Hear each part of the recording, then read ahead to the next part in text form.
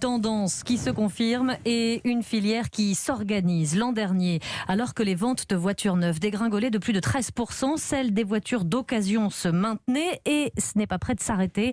Selon le baromètre annuel Kantar, Aramis Auto qu'Europe 1 vous dévoile ce matin, 2/3 des Français qui envisagent d'acheter une voiture se porteront plutôt sur une seconde main récente que sur un véhicule neuf. Aurélien Fleureau, bonjour. Bonjour. On va voir avec vous les conséquences de cette tendance. D'abord, on va remonter à l'origine. Pour quelles raisons les Français se tournent vers l'occasion ? C'est d'abord une conséquence de la crise sanitaire, la baisse du pouvoir d'achat dans certains foyers. Selon le baromètre Kantar sur les Français et l'automobile, pour une personne sur 4, c'est de la prudence, ne pas trop dépenser en ce moment.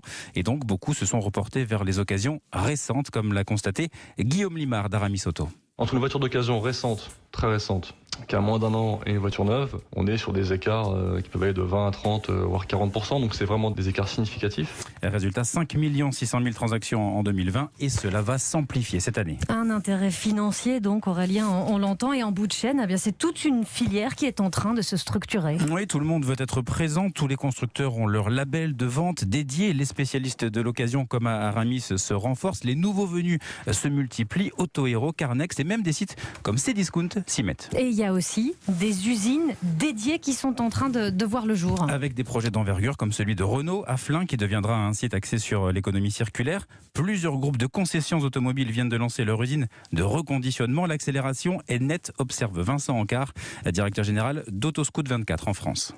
Clairement, il y a une professionnalisation en fait du marché de l'occasion, avec effectivement des entreprises qui investissent dans des infrastructures beaucoup plus importantes. Ça passe par des reconditionnements systématiques des véhicules. Donc c'est un véhicule qui finalement aura pratiquement le même état qu'un véhicule neuf, la même expérience client que si on achetait un véhicule neuf. Et preuve que cela fonctionne, Aramis Auto, l'un des pionniers du reconditionnement, est en train de préparer son entrée en bourse pour s'étendre en Europe. Et dans leur usine située dans la Drôme, ils sont passés de 10 à 130 salariés en quelques années. Et les enjeux financiers sont énormes. Au niveau européen, le marché de l'occasion est estimé à 600 milliards d'euros. Oui, et tout le monde fourbit ses armes pour être le plus compétitif possible. Le groupe leader en Europe, Auto1, a lancé un site 100% en ligne, Autohero, la formule la plus adaptée pour être réactif aux nouvelles demandes des clients, selon Alexandre Marin, le vice-président du groupe.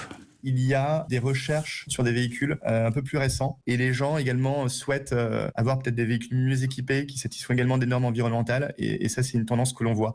Également les types de carburant, d'énergie, notamment on voit un essor de l'électrique et de l'hybride. Alors l'électrique ce n'est pour l'instant que 2% du marché de l'occasion mais cela va forcément augmenter puisque c'est désormais 8% des ventes de voitures neuves.